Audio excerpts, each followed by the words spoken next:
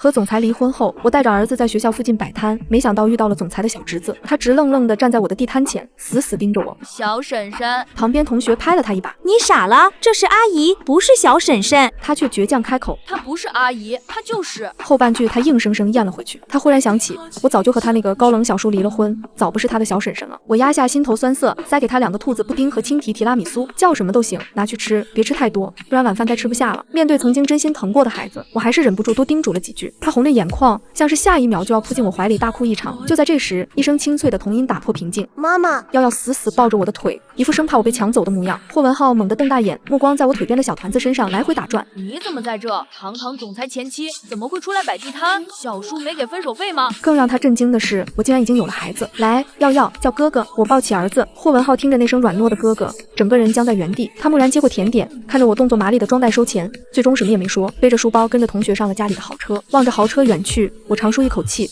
却又忍不住提心吊胆。他会告诉那个男人吗？算了，知道又如何？我们早就没关系了。我甩掉脑海中那张冷峻的脸，卖完最后一份甜点，背着儿子推着小推车往家走。我的家是在附近老小区租的1室1厅，月租2000块，与从前的豪门生活天差地别。可我很知足，放下儿子，我转身进了厨房，给他炖他最爱吃的软烂骨头汤。我并不知道，此刻霍家别墅里早已暗流涌动。霍文浩拎着我给的甜点刚进门，就撞见了坐在水晶灯下的男人，他就是我的前夫霍廷涵。他双腿修长，衬衫解开2颗扣子，露出古铜色的肌肤，凌厉的下巴，深邃的眼眸透着狼一般的野性。回来了，拿的什么？低沉嗓音响起，霍文浩下意识把袋子往身后藏了藏。吃的。他生怕小叔嫌廉价随手丢掉。霍廷涵眉头微锁，终究只是淡淡道：吃完饭再吃。餐桌上，霍文浩扒着米饭，时不时偷瞄优雅进餐的霍廷涵，一副欲言又止的模样。有话就说。他夹了块肉给侄子。霍文浩猛咽一口饭，壮着胆子问：小叔，你当初为什么和小婶婶分开？空气瞬间凝固，霍廷涵用餐的手猛地一顿，碗轻轻磕在桌上，发出一声轻响。怎么突然提这个？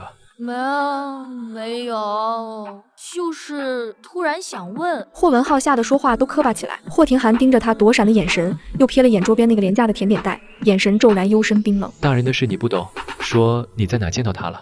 他紧盯着侄子，准备追问到底时，门铃声突然响起，硬生生打断了这场紧绷的盘问。门外站着刚从宴会离场的陆薇兰，大波浪卷发配黑墨镜，紧身红裙勾勒出惹火身段。可面对这般明艳美人，霍廷涵连眼皮都没抬一下。廷涵，你怎么提前走了？林老板他们脸色不太好看。他们高不高兴与我无关。霍廷涵冷冷擦了擦嘴，在南城没人敢惹霍家，更没人敢管他。陆薇兰碰了软钉子，连忙笑着转移话题。后天我生日宴，你会来吧？文浩也一起。一旁的霍文浩却只觉得他妆容厚重，翻了个白眼，拿起我给的甜点，头也不回地上楼。小叔，我写作业去了。陆薇兰尴尬地抿了抿唇，见四下无人，便扭着腰凑到霍廷涵身边，刚想伸手搭上他的后背，霍廷涵却猛地起身去倒茶，让他直接扑了个空。没事的话，你可以走了。霍廷涵看向他的眼神冷得如同看待陌生人。陆薇兰脸上的笑意僵了一瞬，却很快恢复如常。他太了解霍廷涵的性子了，越是心急越是适得其反。他款款起身，故作大方地告辞：那我先走了，生日宴的请柬我让助理送过来，你一定要来哦。霍廷涵没有回应，直到那抹红色身影消失在门口，他才缓缓坐回沙发，眉头拧成一个深深的川字。侄子今天反常的厉害，那带甜点的包装他认得，是学校附近小摊贩常用的那种。他拿出手机，调出霍文浩电话手表的定位记录，眸光一寸寸沉了下去。放学后，那孩子在校门口停留了将近20分钟，他在那里见到了谁？而此时的出租屋里，我正望着儿子耀，满眼温柔。妈妈，小家伙坐在儿童椅上，小手抓着炖烂的骨头，小腿开心的晃个不停。我温柔地擦去他嘴角的油渍。这孩子眉眼像我，可轮廓五官分明就是霍廷涵的缩小版。每次看着他，我都会想起那个男人，想起我们之间那段不算长却刻骨铭心的婚姻。哄睡儿子后，我打开电脑准备码字，思绪却不受控制地飘回从前。当年我和霍廷涵的婚姻始于心动，却终于疏离。我是个孤女，父母早逝，寄人篱下长大。18岁那年，我在医院做义工，偶然照顾了住院的霍奶奶，老人家喜欢我，硬是认了我做干孙女，把我接进霍家。那时的霍廷涵刚从部队回来探亲，浑身带着军人特有的凌厉与冷峻。第一次见面，他站在客厅，逆着光看我，眼神淡漠的像在看一个陌生人。可霍奶奶却笑眯眯的拉着我的手，对他说：廷涵，这是瑶瑶，奶奶给你挑的媳妇儿，你看看喜不喜欢？我当时窘得满脸通红，恨不得找个地缝钻进去。他却只是淡淡扫了我一眼，转身上了楼，丢下一句：奶奶做主就好。就这样，我们结了婚。婚礼办得很简单，只有霍奶奶和几个至亲在场。她穿着笔挺的军装，我穿着霍奶奶亲手为我挑选的婚纱。交换戒指的时候，她的手指冰凉，靠近我无名指的动作却意外的轻柔。我偷偷抬眼看她，正好撞进她深邃的眼眸里。那一瞬间，我的心跳漏了一拍。我以为这是一段良缘的开始，可婚后的日子却与我想象的截然不同。她常年在部队，一年到头见不上几面，偶尔回来也总是行色匆匆。她不是个会说情话的人，甚至连嘘寒问暖都显得生硬。我曾经努力过，有一年冬天，我攒了好久的假期。期，坐了10几个小时的火车去部队看他。他住的宿舍很小，我提着大包小包的食材挤在那张窄窄的单人床上，给自己涮了一顿简易火锅。他推门进来的时候，我正吃得满头大汗，嘴里还叼着一块毛肚。他愣了一下，随即嘴角微微弯起，那是我第一次见他笑。他坐到我身边，拿起筷子，沉默地陪我吃完了那顿饭。那天晚上，他难得开口说了很多话。他说他从小就被送进部队，习惯了一个人。他说他不懂怎么对一个人好，让我多担待。他说等他退役了，一定好好补偿我。我窝在他怀里，听着他低沉的嗓音，觉得这辈子就这样也很好。可我没想到，这竟是我们婚姻里为数不多的温情时刻。后来他越来越忙，升职、任务、出差，我们之间的联系越来越少。有时候我发消息给他，要隔好几天才能收到一个简短的回复。而霍家那边没有了霍奶奶的庇护，我的日子也越来越难熬。霍家那些亲戚明里暗里嘲讽我是高攀，说我配不上霍廷涵。我咬牙忍着，只盼着他能回来。可他回来的次数越来越少。终于在霍奶奶去世后的第3个月，我累了，我提出了离婚。他沉默地看了我很久，那双深邃的眼睛里似乎有什么情绪在翻涌。可最终他只是点了点头。我们的婚姻就这样结束在一个好字里。离婚协议是他拟的，给了我100万，我没要那笔钱，只带走了自己的衣物。可离婚后没多久，我发现自己怀孕了。我站在医院走廊里，攥着化验单，脑子里一片空白。要告诉他吗？要回去吗？可一想到霍家那些人的嘴脸，一想到他签字时那副云淡风轻的模样，我所有的勇气都消散了。他既然那么轻易就能放手，又怎么会在乎这个孩子呢？我把那100万存进了卡里，租了这间远离市中心的小房子，一个人生下了耀耀。如今2年过去，我靠写小说和摆摊养活了自己和儿子，日子虽然清贫，却也自在。我不后悔，唯一放不下的只有霍文浩那孩子。他从小父母不着家，霍奶奶在世时最疼他，我嫁进霍家后也一直把他当亲弟弟。如今再见，他都长这么大了，也不知道这些年有没有人好好照顾他。我叹了口气，把思绪拉回来，开始敲打键盘。另一边，霍家别墅2楼，霍廷涵推开侄子房门，就见霍文浩穿着小内裤翻箱倒柜，在找什么？霍文浩被吓了一跳，转过身来，小脸上写满心虚。没找什么。霍廷涵走进去，目光扫过他凌乱的书桌，最终落在那袋被拆开的甜点上。布丁已经吃完了，只剩一个空盒子静静躺在那里。他拿起盒子翻看，上面没有任何店铺名称，只有一个手写的标签，字迹娟秀。这是哪里买的？霍文浩眼神躲闪。就是学校门口的小摊。霍廷涵没再追问，把盒子放下，转身走向门口。可走到门边时，他忽然顿住脚步。哈哈，你是不是有什么事瞒着我？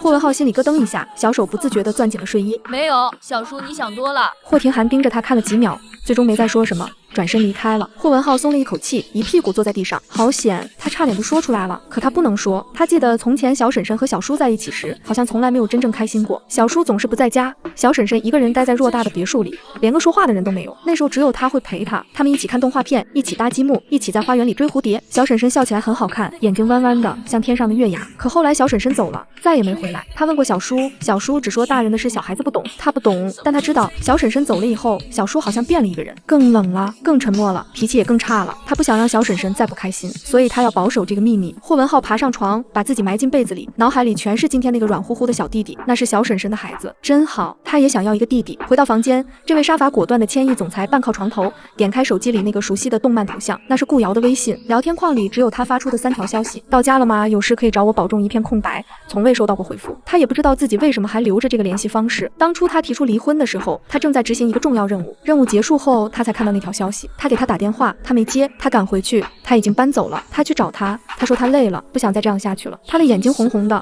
可神情却很平静，那种平静让他慌了神。他想解释，想挽留，可张了张嘴，却什么都说不出来。他不知道该怎么说。他从小在部队长大，没人教过他怎么对一个人好。他以为给他最好的物质条件就够了，他以为他知道他心里有他，可他忘了，他要的从来不是这些，他要的只是他的陪伴，而他给不了，所以他签了字。他以为放手是对他最好的成全，可离婚后的每一天，他都在后悔。他烦躁地关掉手机，仰头靠在床头。忽然微信群南城6人帮消息狂闪，兄弟们在群里疯狂艾特他。二哥，夜色酒吧就差你了。大哥有老婆，你个黄金单身汉，在家多寂寞，出来嗨啊！霍廷涵眼神沉沉，没有回复，他没心情。群里的消息还在刷屏，简安发了一串表情包。秦时木在骂陆子谦吵死了。霍廷涵看了一会儿，冷冷敲下一行字：把陆子谦踢出去吧。群里瞬间安静了，3秒后炸开了锅。二哥，我做错什么了？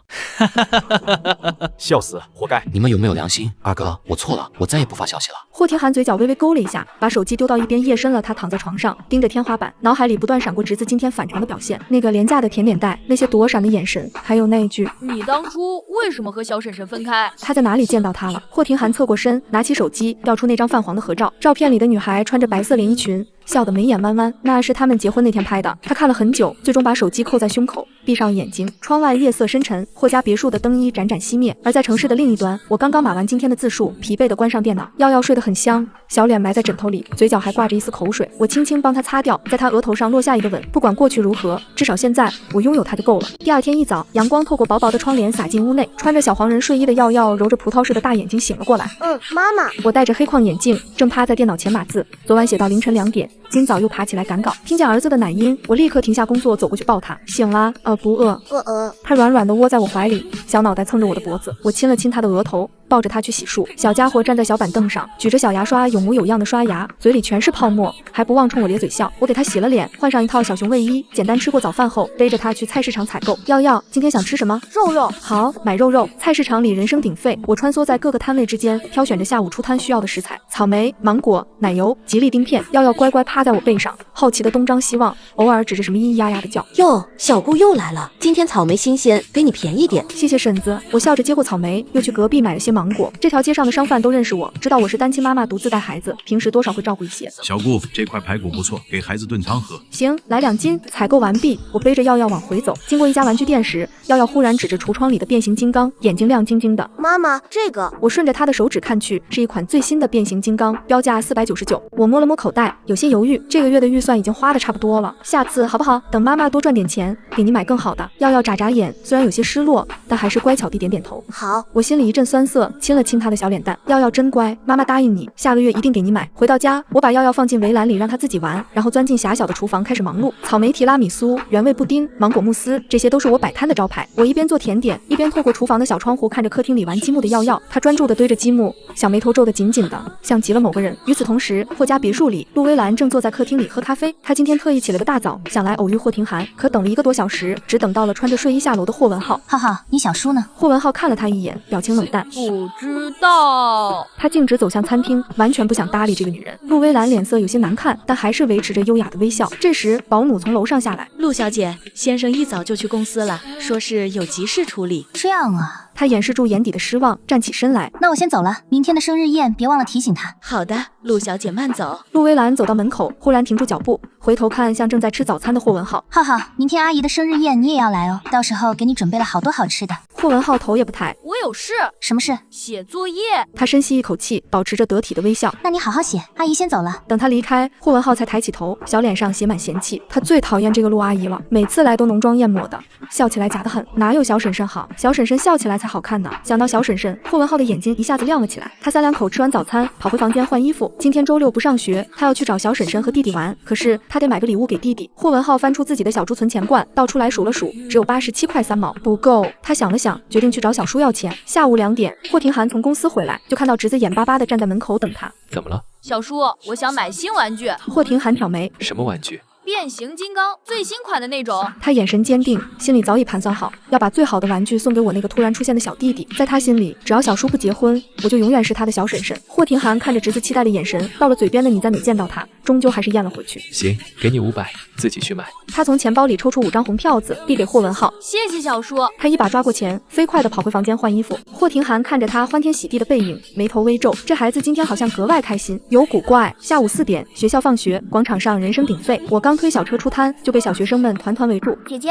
我要草莓提拉米苏。阿姨，还有芒果慕斯吗？我要2个布丁。我忙得脚不沾地，一边收钱一边装袋，嘴上还不忘招呼：别挤别挤，一个一个来，都有都有。耀耀有些怕生，紧紧抱着我的腿，小脸羞得通红。我低头安抚他，乖，妈妈忙完就陪你玩。就在这时，一个炫酷的变形金刚突然递到耀耀面前。我抬头一看，瞬间愣住，是霍文浩。他穿着一身休闲运动装，小脸因为跑得太急而微微泛红，手里举着一个崭新的变形金刚，正是今天早上耀耀眼馋的那一款。他紧张的手心冒汗，小心翼翼地蹲在耀耀面前。为了买这个玩具，他特意从小叔那里要了500块，又让司机送他到商场挑了半天。他生怕吓到这个软乎乎的小弟弟。喜欢吗？浩浩哥哥送你的。耀耀愣愣地看着眼前的大玩具，又抬头看看我，一副不敢置信的模样。我强压下心头的震惊，温柔地蹲下身引导他，该说什么呀？谢谢哥哥。他奶声奶气地应道。小心翼翼地接过变形金刚，眼睛里全是欢喜。忽然，他转身跑向小推车，从自己的小书包里翻出一架塑料小飞机，那是他最宝贝的玩具，虽然只是个地摊货，却被他擦得锃亮。送哥哥。他把小飞机塞进霍文浩手里，小脸认真的不行。霍文浩愣了一下，随即眼眶一热，他低头看着手里廉价的塑料小飞机，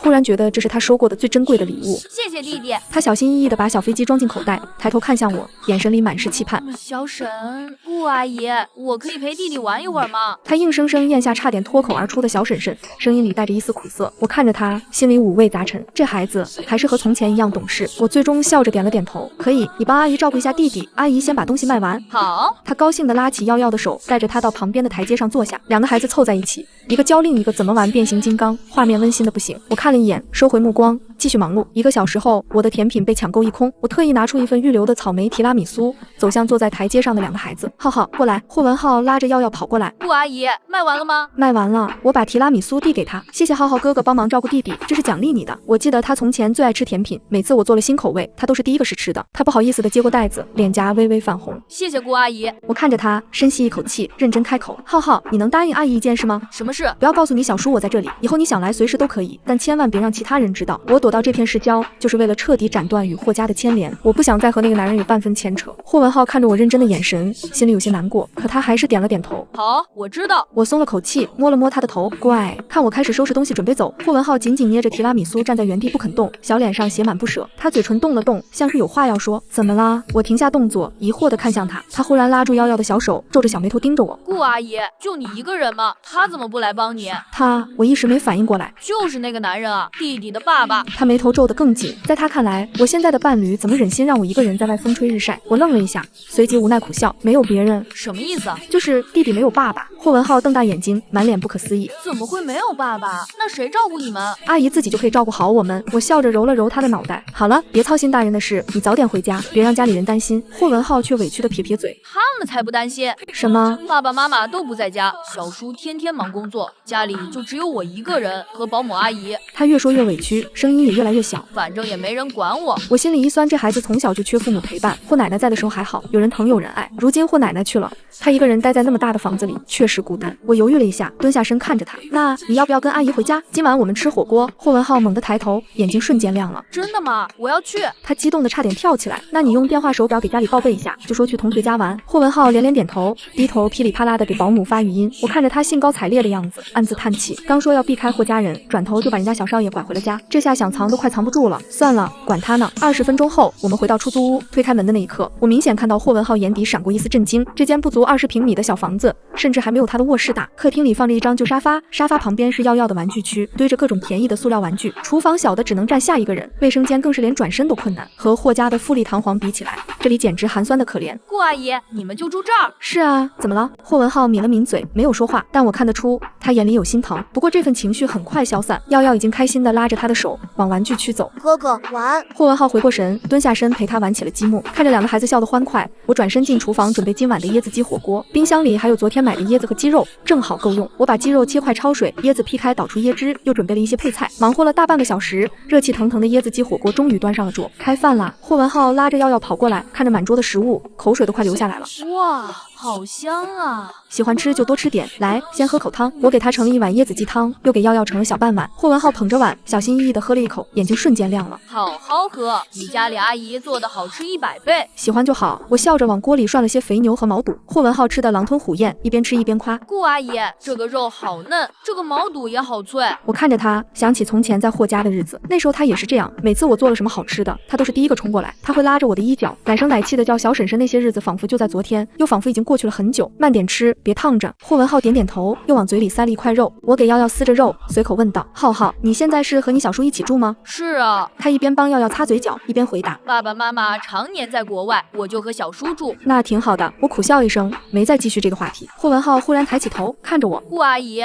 你想小叔吗？我动作一顿，为什么这么问？就是我觉得小叔好像很想你。他犹豫了一下，还是说了出来：自从你走了以后，小叔脾气变得很差，每天都黑着脸，也不怎么笑了。有一次我半夜起来上厕所，看见他一个人坐在客厅喝酒，喝了好多好多。他学着大人的样子叹了口气：我觉得他很想你，但他不说。我听着这些话，心里像是被什么堵住了。想吗？或许吧，可那又怎样？他从来不说，我也猜不透。我们之间隔着太多东西，不是一句想就能跨越的。大人的事情很复杂，你还小，不懂。我揉了揉他的脑袋，岔开话题，来，再吃点虾滑，这个也很好吃。霍文浩乖乖张嘴，把这件事接了过去，可他心里却暗暗下定决心，他一定要让小叔和小婶婶重新在一起。与此同时，市中心夜色顶级会所豪华包厢内，几位富家子弟正推杯换盏。霍廷涵扯开2颗衬衫纽扣，慵懒地靠在沙发上，周身散发着冷冽的气场。黄毛陆子谦嬉皮笑脸地凑过来，搭住他的肩膀。霍二怎么摆着张脸，不用带娃还不开心？霍廷涵瞥了他一眼，没说话。他本打算回家陪侄子吃饭，谁知那孩子说要去同学家，他便索性出来赴约。就是二哥，陆薇兰明天的生日宴，你到底去不去？一提这个名字，包厢气压瞬间降低。陆薇兰是当红小花，最近和霍廷涵传了不少绯闻，其实都是他单方面炒作的。霍廷涵根本没那个意思，可架不住他缠得紧。我不去，霍儿又没和他在一起，这浑水不烫。就是啊，那女人心机深得很，二哥你可别上当。霍廷涵冷冷喝了口酒，眸光一沉，他脑海里忽然闪过侄子昨晚那句“你会和陆阿姨结婚吗？”烦躁，他怎么可能和那种女人结婚？他这辈子只结过一次婚，对象是顾瑶，以后也不会再有别人了。包厢门被推开，当红爱豆几然一身暗红西装，戴着墨镜登场。哈喽，兄弟们，本大明星来了。穿这么骚包干什么？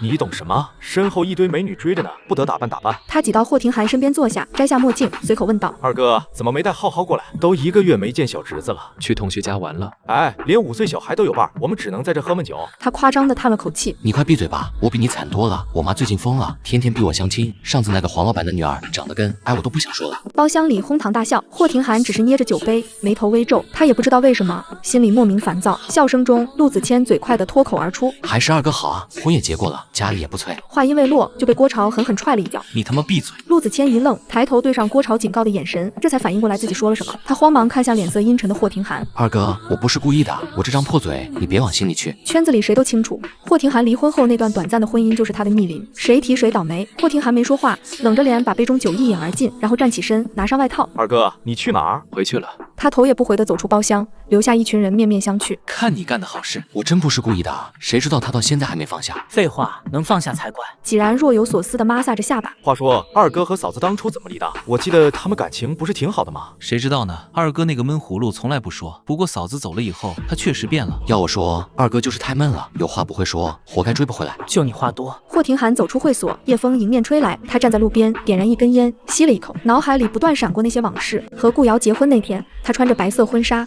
笑得眉眼弯弯。他们交换戒指的时候，他的手指纤细柔软，微微颤抖。他想说点什么，可最终什么都没说出口。他不知道该说什么。后来的日子，他常年在部队，和他聚少离多。他以为他懂他的心，却忘了他也需要陪伴。等他回过神来，他已经累了。他说想要离婚，他愣了很久，脑子里一片空白。他想挽留，可张了张嘴，什么都说不出来。他不知道该怎么留住他，最后他只说了一个字：好。那是他这辈子最后悔的决定。霍廷涵掐灭烟头，上了车，去接浩浩。好的，先生。20分钟后，车子停在一个老旧小区门口。霍廷涵皱眉看着窗外，这就是侄子说的同学家，这地方连霍家别墅的1/10都不如。他拿出手机给霍文浩发消息：出来，门口。霍文浩正和耀耀玩得开心，看到消息，脸色瞬间变了。糟了，我小叔来接我了。我心里咯噔一下，他人呢？在门口。顾阿姨，你别出来，我自己下去。我点点头，抱起耀耀躲在屋里，路上小心。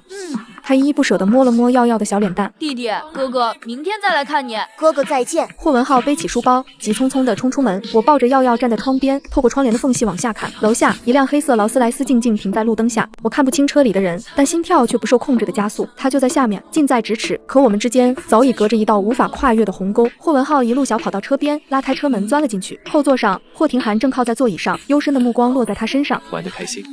开心。他紧张的手心冒汗，生怕露出马脚。霍廷涵没再问什么，吩咐司机开车。可车子刚启动，他忽然皱了皱眉。你身上什么味道？霍文浩一愣。什么味道？霍廷涵凑近闻了闻，眉头皱得更紧。那是一股淡淡的椰子鸡火锅香，混着一丝甜意，熟悉又陌生。他怎么觉得这味道那么熟悉？今晚吃什么了？霍文浩心跳加速，连忙编理由：就是同学妈妈做的火锅，椰子鸡可好吃了。哪个同学？王小明。他随便编了个名字。霍廷涵盯着他看了几秒，眼神幽深。我怎么不记得你们班有个叫王小明的？他是新转来的。是吗？他没再追问，转过头看向窗外，可心里却隐隐觉得哪里不对。这味道为什么让他想起那个人？回到霍家，霍文浩借口写作业，飞快地跑上楼。霍廷涵站在客厅，沉默了片刻，走向餐厅。桌上放着保姆留的晚饭，他却没什么胃口。他的目光落在角落里那个熟悉的袋子上，是霍文浩昨天带回来的甜点袋。他记得里面还有一份提拉米苏没吃完，鬼使神差的，他走过去打开袋子，提拉米苏已经被霍文浩吃了大半，只剩下小半块。他拿起勺子舀了一口放进嘴里，味道还不错，就是偏甜了些。可不知为什么，他却一口接一口的吃完了。吃完之后，他盯着空盒子发呆。他想起从前顾瑶也爱做甜品，他做的提拉米苏是他吃过最好吃的，可他从来没告诉过他，他什么都没告诉过他。那些话现在想说也没人听了。晚上10点，霍文浩洗完澡，抱着小枕头跑进霍廷涵的房间。小叔，我想和你一起睡。霍廷涵没拒绝，掀开被子让他钻进来。霍文浩窝在他身边，小脑袋在枕头上蹭来蹭去。他心里有好多话想说，想告诉小叔他见到小婶婶了，小婶婶还是那么好看，还有一个超级可爱的宝宝，可他不敢，他怕小叔知道了会生气，再也不让他去找小婶婶。小叔，你以后会和陆阿姨结婚吗？不会。霍文浩松了口气。那你以后还会结婚吗？霍廷涵沉默了片刻，不知道。那如果小婶婶回来呢？你会和她复婚吗？霍廷涵身体微微一僵，房间里安静了几秒。霍文浩紧张地看着他，生怕他生气。他不会回来了。他的声音低沉，听不出什么情绪。睡吧。霍文浩不敢再问，乖乖闭上眼睛。可他在心里暗暗发誓，他一定要想办法让小叔和小婶婶见面。他们明明都还喜欢对方，为什么要分开呢？大人的世界真奇怪。霍廷涵揽着侄子，望着天花板，心底莫名一阵烦躁。他不会回来了，他告诉自己，可为什么心里还是放不下？第二天一早，霍文浩一睁眼就爬起来，缠着霍廷涵要买手机。小叔，我想买一个儿童手机，能登微信的那种，我们班秦朗就有，我也想要。霍廷涵一边喝咖啡一边看报纸，闻言挑了挑眉。电话手表不就够用了吗？不够，微信能发语音，能视频，还能加好友呢。我想和同学聊天。他双手抱拳，可怜巴巴的央求。霍廷涵看着他亮晶晶的眼睛，总觉得哪里不太对劲。这小子最近怎么老要东西？但想了想，同学都有，他想交流也不是不行。行吧，等下带你去买，但每天只能用1小时，其他时间我要没收。好，谢谢小叔。他开心地跳起来，一把抱住霍廷涵，去换衣服。好。他蹦蹦跳跳地跑回房间，心里已经开始盘算着怎么用微信和小婶婶聊天了。上午10点，霍廷涵带霍文浩去了商场。手机店里，霍文浩挑了一款粉色的儿童智能手机，理由是班上女同学都用这个颜色。霍廷涵皱眉看了他一眼，但最终还是付了款。回到车上，霍文浩迫不及待地拆开包装，小手飞快地操作着。记住，每天只能用1小时。知道了。他头也不抬，专心致志地注册微信账号。霍廷涵看着他兴奋的样子，忽然开口：今晚陆蔚蓝的生日宴，你去不去？霍文浩立刻摇头：不去，我要写作业。上周你就用这个借口推掉了钢琴课。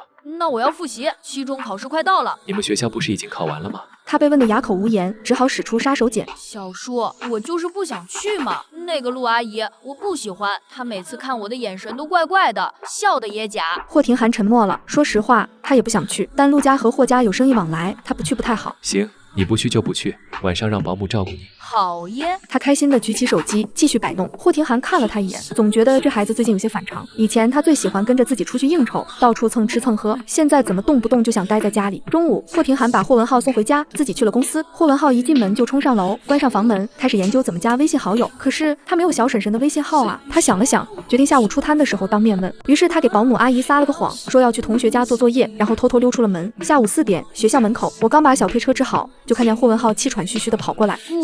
顾阿姨，他弯着腰喘气，小脸通红。你怎么又来了？你小叔不管你吗？他去公司了，不知道。他直起身，从口袋里掏出那部粉色手机，眼睛亮晶晶的。顾阿姨，我有微信了，你加我好友吧，这样我想你和弟弟的时候就可以跟你们视频了。我看着他期待的小脸，心里又酸又暖。这孩子为了能联系我，竟然专门买了手机。我犹豫了一下，还是掏出手机扫了他的2维码，加了。但是你不能让你小叔发现，知道吗？霍文浩用力点头。我知道，我会把你的备注改成王小明。这孩子还挺机灵，耀耀从小推车后面探出小脑袋，看见霍文浩，立刻开心地张开手。哥哥。霍文浩蹲下身抱住他。弟弟想哥哥了吗？想。两个孩子抱在一起，画面温馨的让人心软。我看了一眼，收回目光，开始招呼客人。今天生意格外好，不到1个小时就卖出去大半。霍文浩全程帮我照顾耀耀，还主动帮忙收钱找零，俨然一副小大人的模样。5点半，甜品卖完了，我收拾好东西，正准备带2个孩子回家，手机忽然响了，是一个陌生号码。我接起来，喂。电话那头传来一个熟悉的声音：顾瑶是吧？我是你的责编林姐，你的稿子我看了，写的不错，但有些地方需要改一下，你现在方便吗？方便。您说。我一边听电话一边往回走，霍文浩牵着耀耀跟在后面。林编辑絮絮叨叨说了一堆修改意见，我认真听着，时不时应2声，挂掉电话，已经走到小区门口了。顾阿姨，你是作家吗？算是吧，写网络小说的。哇，好厉害！写的什么小说？我能看吗？你还小，等你长大了再看。霍文浩撅起嘴，我都5年级了，不小了。5年级还是小学生，乖听话。我揉了揉他的脑袋，带着2个孩子上楼。今晚我做了番茄牛腩面，霍文浩吃了2大碗，直呼好吃。吃完饭，他依依不舍地告别。顾阿姨，我明天还能来吗？可以，但你要注意安全，别让你小叔发现。放心吧，我很会演戏的。他拍着小胸脯保证，然后蹦蹦跳跳地下了楼。我站在窗边看着他上了出租车，才转身回去收拾碗筷。与此同时，市中心某5星级酒店，陆薇兰的生日宴正在进行。金碧辉煌的宴会厅里，名流云集，觥筹交错。陆薇兰穿着一袭红色露背长裙，妆容精致，笑容得体，周旋在各路宾客之间，但她的目光却一直往门口瞟。霍廷涵还没来，他心里有些焦躁，但面上不显。直到8点整，门口终于出现了那道高大的身影。霍廷涵一身黑色西装，冷峻的面容在灯光下愈发深邃。他一进门，全场的目光都被吸引过去。陆薇兰眼睛一亮，立刻迎上去。廷涵，你来了，生日快乐。他递上一个精致的礼盒，神情淡漠。谢谢。他故作惊喜地接过礼盒，挽住他的手臂。走，我介绍几位朋友给你认识。霍廷涵没有挣开，任由他拉着往人群里走，但他的眼神始终冷淡，像是在应付一场无聊的社交。陆薇兰心里清楚，但他不在乎，只要他人在这里和他站在一起就够了。明天的新闻头条一定会写霍氏总裁出席陆薇兰生日宴，疑似恋情曝光。他要的就是这个效果。宴会进行到一半，陆薇兰借口换衣服溜进了休息室。她对着镜子补了补妆，嘴角勾起一抹志在必得的笑。霍廷涵这块硬骨头，他迟早要啃下来。门忽然被推开，他的助理匆匆走进来。兰姐，有个消息你可能想知道。什么？我刚才听霍家的司机说，霍文浩最近老往一个老旧小区跑，说是去同学家，但霍总好像起了疑心。陆薇兰挑眉，老旧小区哪个？城东那边叫什么幸福里小区？陆薇兰眼珠一转，霍文浩那个小鬼头从来不搭理他，每次见面都爱答不理。他会去什么老旧小区？难道是？帮我查查那个小区，看看有什么人住在那里。好的。陆薇兰整理好裙摆，重新换上笑容，推门出去。他倒要看看是谁在背后搞鬼。宴会结束后，霍廷涵婉拒了陆薇兰的顺路送你，独自上了车。先生，回家吗？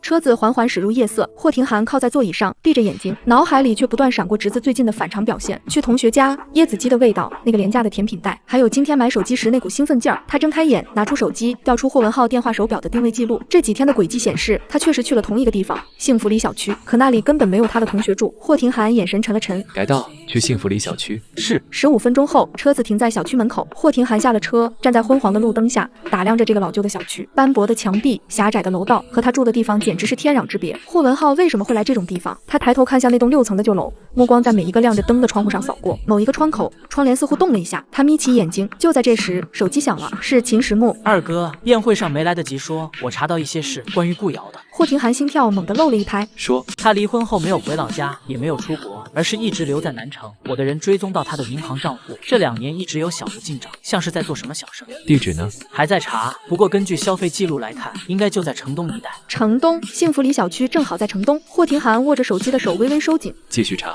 知道了，二哥，你还想找他？霍廷涵沉默了几秒，她是我老婆。电话那头安静了一瞬。你们不是离婚了吗？离了，但没离干净。他挂掉电话，重新看向那栋旧楼，直觉告诉他，他就在这里。可他没有贸然上去，他怕吓到他，更怕他躲开。他站在原地看了很久，直到那个窗口的灯熄灭，才转身上车离开。第二天一早，霍文浩醒来的第一件事就是打开微信，他给王小明发了一条消息：顾阿姨，早上好，弟弟醒了吗？很快，消息回复了：早上好，他还在睡。配图是耀耀睡成小猪的样子，口水流了一枕头。霍文浩看得咯咯直笑，他正要回复，房门忽然被推开。霍廷涵站在门口，目光落在他手里的粉色手机上。在干什么？霍文浩吓了一跳，连忙把手机藏到身后。没干什么，就是看看时间。霍廷涵走过来，伸出手，手机给我。为什么？昨天说好的，每天只能用1小时，其他时间我保管。霍文浩心里慌得不行，但又不敢不给。他磨磨蹭蹭地把手机递过去，心里祈祷小叔别看聊天记录。霍廷涵接过手机，瞥了一眼屏幕，微信界面还开着，聊天框里赫然显示着王小明的对话。他眉头微皱，这么早就和同学聊天？对啊，我们约好今天一起写作业的。霍廷涵没再说什么，把手机揣进口袋。吃完早饭再说。霍文浩松了口气，连滚带爬地下床去洗漱。早餐桌上，霍文浩心不在焉地吃着面包，时不时偷瞄霍廷涵的口袋。霍廷涵看在眼里，嘴角微微勾起，想要回手机。霍文浩猛地抬头，想。那告诉我，你这几天去的那个小区到底住着谁？霍文浩筷子一抖，差点把碗打翻。就是同学啊。哪个同学？叫什么名字？王小明。你们班有3个姓王的，没有一个叫王小明。他的声音不急不缓，却带着一种让人无法抗拒的压迫感。霍文浩彻底慌了，眼眶都红了。小叔，你别问了好不好？霍廷涵放下筷子，正色看着他。浩浩，你是不是见到你小婶婶了？霍文浩愣住了，他张了张嘴想否认，可对上霍廷涵那双仿佛能看穿一切的眼睛，他说不出谎话。是这个字出口，他的眼泪跟着掉了下来。小叔，你别怪他，是我自己要去找他的，他不想让你知道。霍廷涵心里猛地一震，他不想让他知道，他宁愿住在那种破旧的小区，也不愿意让他知道他的下落。他沉默了很久。他还好吗？霍文浩抽噎着点头。他很好，他还有一个小弟弟。霍廷涵身体猛地僵住。什么小弟弟？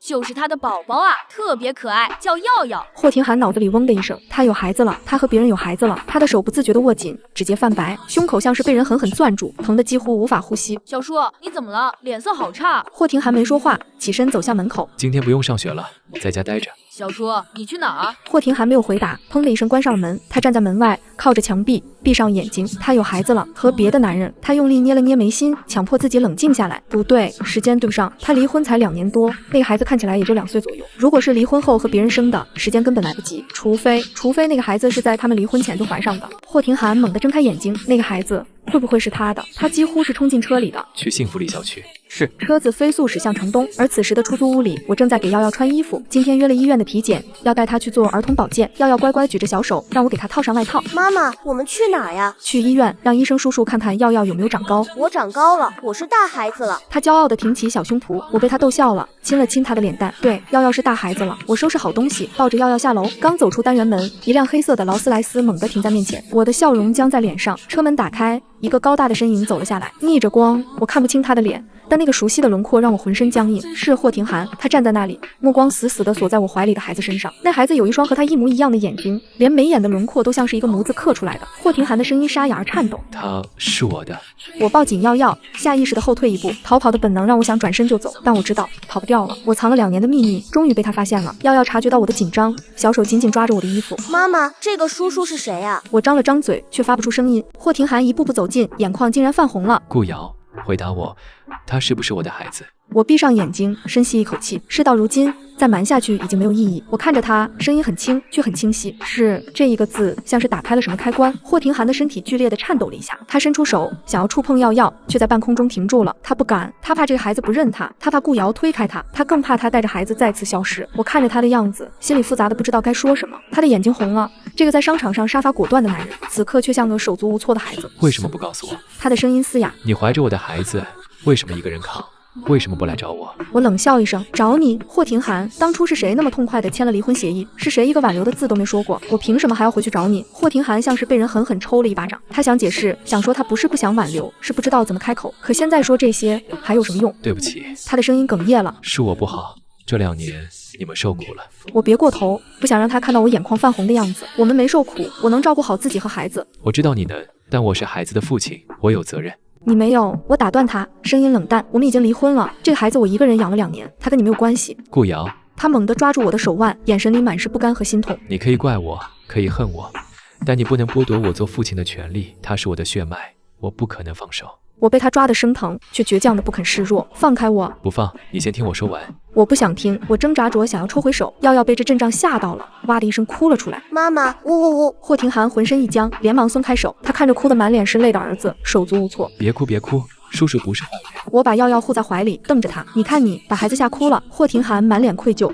我不是故意的。他从口袋里掏出手帕，想帮耀耀擦眼泪，却被小家伙一把打开。坏叔叔欺负妈妈，不要你！霍廷涵愣住了，他看着儿子气鼓鼓的小脸，心里又酸又涩。这是他的孩子，却不认他。我抱着耀耀，轻声哄着：“乖，不哭了，他不是坏人。”我顿了顿，看了霍廷涵一眼：“他是你爸爸。”耀耀的哭声戛然而止，他瞪大眼睛，不敢置信地看着眼前这个高大的男人。爸爸！霍廷涵喉头一紧，眼眶彻底红了。对，我是你爸爸，耀耀，我是爸爸。他伸出手，小心翼翼地摸了摸儿子的小脸。这一次，耀耀没有打开，他只是懵懵懂懂地看着霍廷涵，然后看向我。妈妈，他真的是爸爸吗？我点点头，是，他是你爸爸。耀耀眨巴着眼睛，忽然张开小手，爸爸抱。霍廷涵愣了一下，随即小心翼翼地接过儿子。那软乎乎的小身体靠在他怀里的瞬间，他的眼泪终于掉了下来。他抱着儿子，声音颤抖：“对不起，爸爸来晚了。”阳光下，父子相认的画面本该温馨，可我的心却无法平静。2年了，我一个人熬过了孕期的艰辛，一个人经历了生产的疼痛，一个人扛起了养育孩子的全部重担。如今他突然出现，说什么对不起，说什么来晚了，凭什么？我深吸一口气，从他怀里接过耀耀。孩子，你见到了，我们该走了。去哪儿？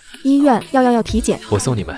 不用，我抱着耀耀转身就走。霍廷涵大步追上来，挡在我面前。顾瑶，你打算躲我到什么时候？我没躲你，我们本来就没有关系了。没关系。他指了指我怀里的耀耀，眼神灼热。他是我的儿子，你是他的妈妈，我们怎么会没关系？离婚协议上写得很清楚，我们已经没有任何法律关系了。那就复婚。我愣住了，什么？我说复婚，今天就去民政局。他的语气不容置疑，仿佛在宣布一件理所当然的事。我冷笑一声，霍廷涵，你是不是搞错了什么？复婚是2个人的事，不是你一个人说了算。那你说要怎样你才肯？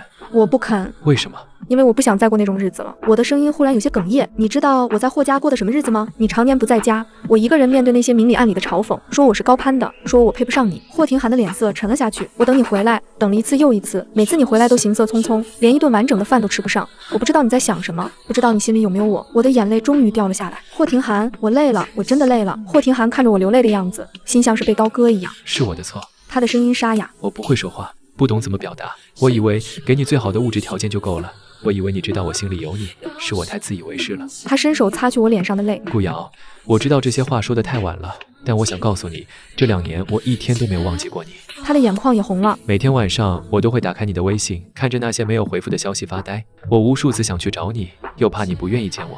我告诉自己，放手是对你最好的成全，可我做不到。他的声音越来越低。我做不到忘记你。耀耀窝在我怀里，懵懂地看着我们2个。他伸出小手擦了擦我的眼泪。妈妈不哭，耀耀乖。又转头看向霍廷涵。爸爸也不哭。霍廷涵喉头一紧，伸手揉了揉儿子的小脑袋。爸爸没哭，爸爸是高兴的。他看向我，目光里满是恳求。给我一个机会，好不好？让我弥补这2年的缺席。如果你还是不愿意复婚，我不逼你，但至少让我照顾你们。我看着他，心里的防线一点点松动。我知道他不善言辞，我知道他爱我的方式笨拙又生硬，可他终究还是说出来了那些我等了2年都没等到的话。就在这时，一道尖锐的声音打破了这份难得的温情。哟，这是在演什么戏呢？我转头看去，陆薇兰穿着一身名牌套装，踩着恨天高，正款款走来。她身后还跟着2个保镖和一个扛着摄像机的人。霍廷涵的脸色瞬间冷了下来。你来干什么？陆薇兰娇笑一声，我来看看到底是什么人住在这种地方，能让霍家小少爷天天往这儿跑。她的目光落在我身上，上下打量了一番。原来是你啊，霍太太。哦，不对，应该叫前霍太太才对。她故意咬中了钳子。我抱紧耀耀，没有说话。陆薇兰走近几步，看着我怀里的孩子，眼里闪过一丝阴狠。这孩子长得可真像廷涵啊！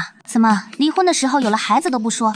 还是说这孩子根本就不是廷涵的？陆薇兰，你最好闭嘴。他的声音冷得像冰。不闭嘴，廷涵，我这是为你好。你看看他，离婚2年就生了孩子，谁知道这孩子是不是你的？万一是别人的，你岂不是白白当了冤大头？他转向身后的摄影师，拍下来，明天发到网上，让大家都看看霍氏总裁的前妻是什么货色。霍廷涵的眼神彻底冷了，他一把夺过摄影师手里的机器，直接摔在地上。你……霍廷涵踩着那台机器，发出一声脆响。滚！摄影师吓得脸色惨白，连忙跑了。2个保镖对视一眼，也不敢上前。陆薇兰脸色变了。霍廷涵，你为了这个女人竟然这样对我！霍廷涵冷冷地看着他。陆薇兰，我最后警告你一次，她是我的妻子，这个孩子是我的儿子。你要是敢动他们一根手指头，我会让陆家从南城消失。他的声音不大，却带着让人胆寒的威压。陆薇兰浑身一颤，她太了解霍廷涵了，她说得出就做得到。你为了他连陆家都不顾了，我们2家可是有生意往来的。生意？陆家那点业务撤了就撤了，不值一提。他揽过我的肩膀，把我和耀耀护在身后。还有，以后别再出现在我面前，我和你没有任何可能。陆薇兰的脸色一阵青一阵白，她指着我，声音都在发抖。顾瑶，你等着，你以为你赢了，霍廷涵迟早会厌倦你的。我本想开口，霍廷涵却抢先一步。我这辈子只娶过1个女人，也只会有这1个女人。你要是还想纠缠，我不介意让你的那些黑历史全部曝光。陆薇兰脸色惨白，她还想说什么，却被保镖拉住了。小姐，我们走吧，别惹霍总不高兴。陆薇兰咬着牙，狠狠瞪了我一眼，转身上了车。车子绝尘而去，只留下一地狼藉。我长舒一口气，却发现自己的手在微微发抖。霍廷涵转过身，担忧地看着我。吓到了？没有，我嘴硬地说。他却一把把我和耀耀搂进怀里。别怕，有我在。以后谁敢欺负你们，我绝不会让他好过。我窝在他怀里，闻着他身上熟悉的气息，眼眶又酸了。耀耀被夹在中间，小脸皱成一团。爸爸，你压到我了！霍廷涵连忙松开一点。对不起，对不起，爸爸太激动了。他把儿子抱起来，在他脸上亲了一口。走，爸爸带你们去医院。这一次我没有拒绝。医院里，霍廷涵全程陪着我们，挂号、排队、缴费，他一手包办，完全没有平时高高在上的总裁架子。耀耀也渐渐放下了戒备，开始主动和他说话。爸爸，你会变形金刚吗？会。骗人，变形金刚是机器人。爸爸可以给你买100个变形金刚，让他们都听你的话。耀耀眼睛一亮，真的吗？真的。我在一旁看着，嘴角忍不住上扬。这个男人原来也可以这么温柔。体检结束，霍廷涵执意要送我们回家，可到了小区门口，他却没有让司机停车。怎么不停？你以为我会让你们继续住这种地方？这里怎么了？我住了2年了，挺好的。不好，太小太旧，周边治安也不行。他看着我，语气认真。搬回霍家吧，那里才是你和耀耀的家。我犹豫了，我还没答应复婚呢。那就先住着，复婚的事慢慢来，我不逼你。你什么时候想通了，我们什么时候去领证。他顿了顿，但你得让我照顾你们，这是我作为孩子父亲的责任，也是我作为你男人的责任。你男人这3个字让我的心跳漏了一拍，我还没来得及反驳，耀耀就拍着小手叫起来：耶，去爸爸家，爸爸家有好多玩具吗？有，想要什么爸爸都给你买。我要变形金刚100个。好，100个。我看着父子俩一唱一和的样子，无奈地叹了口气。行吧，先住着。霍廷涵的眼睛瞬间亮了，他难得露出一个笑容，像个得到糖果的孩子。谢谢你。我别过头，掩饰自己发烫的耳根。别得意，我随时可以搬走的。不会的。他的声音笃定。我不会再让你离开了。半小时后，车子停在霍家别墅门口，我抱着耀耀下了车，看着眼前熟悉又陌生的大门，心里五味杂陈。2年前我从这里离开，以为这辈子都不会再回来了，没想到兜兜转转还是回到了原点。门开了，霍文浩冲了出来。小婶婶，弟弟。他一把抱住我和耀耀，眼眶都红了。太好了，太好了，你们终于回来了。我摸了摸他的脑袋，是你告诉你小叔的。霍文浩心虚的低下头。对不起，小叔逼问我，我没忍住。傻孩子，谢谢你。霍文浩愣了一下，随即破涕为笑。小婶婶，不怪我，不怪。如果不是你，我可能还在逃避。霍文浩开心的蹦起来。耶，那我以后可以天天和弟弟玩了。耀耀也开心的拍手，和哥哥玩。2个孩子手拉手跑进屋里，霍廷涵走到我身边，轻轻牵起我的手。欢迎回家。我看着他，心里那道坚守了2年的防线彻底崩塌。我不再逃避，也不再挣扎，我知道这里才是我的归宿。接下来的日子，霍廷涵像是变了一个人，他推掉了所有不必要的应酬，每天准时回家陪我们吃饭。他学着给瑶瑶讲睡前故事，虽然讲得磕磕巴巴，但儿子听得津津有味。他会在深夜帮我盖好踢掉的被子，会在清晨为我煮一碗热腾腾的面。他不再沉默寡言，开始笨拙地表达自己的心意。有一次，他加班到很晚才回来，我已经睡着了，他却轻轻吻了吻我的额头，在我耳边低声说：“老婆，我爱你。”我假装没听见，心却跳得厉害。这个男人终于学会了说情话。1个月后，民政局门口，霍廷涵牵着我的手，另一只手抱着耀耀，霍文浩站在一旁，举着手机录像，笑一个。耀耀乖巧地冲镜头挥手。茄子。霍廷涵低头看我，准备好了吗？我深吸一口气，点了点头，准备好了。他笑了，那是我见过的他最好看的笑容。我们手牵手走进了民政局。这一次，我们领的不是离婚证，而是结婚证。红本本拿到手的那一刻，霍廷涵当着所有人的面低头吻了我。老婆，我会用一辈子来弥补你。我红着脸推开他，这么多人呢，让他们看，我要让全世界都知道你是我霍廷涵的妻子。霍文浩在旁边起哄，小叔好肉麻。耀耀也跟着喊，爸爸肉麻。霍廷涵瞪了他们一眼，小孩子懂什么？这叫浪漫。我被他逗笑了，窝进他怀里，阳光洒在我们身上，温暖而明媚。这一刻，所有的委屈、心酸、不甘都烟消云散。我知道我们的故事才刚刚开始，而这一次我们会一直幸幸福福地走下去。1年后，番外霍家别墅后花园，耀耀和霍文浩在草坪上追逐打闹，我挺着7个月的大肚子，坐在秋千上晒太阳。霍廷涵从身后走来，把一杯温热的牛奶递到我手边，喝点，对宝宝好。我接过来抿了一口，又是牛奶，我都快喝成奶牛了。医生说要多补钙。他坐到我身边，大手轻轻覆上我的肚子，里面的小家伙似乎感受到了爸爸的存在，踢了一脚。又踢你了？这孩子跟他哥一样调皮。霍廷涵笑了，是女儿，肯定想你，文文静静的。你怎么知道是女儿？直觉。他低头在我肚子上亲了一口。小公主，爸爸带你出来。我被他的举动弄得又好气又好笑，肉麻死了。你不是喜欢吗？他挑眉看我，我红着脸别过头。远处，耀耀和霍文浩玩累了，朝我们跑过来。妈妈，我要抱抱。霍廷涵一把把他捞起来。妈妈肚子里有妹妹，不能抱你，爸爸抱。我要妈妈。爸爸不行吗？不行，妈妈香香的。霍文浩在一旁偷笑。小叔，你被嫌弃了。霍廷涵无奈地看了他一眼。你也是，回头让你爸妈再给你生个弟弟，别天天来我家蹭饭。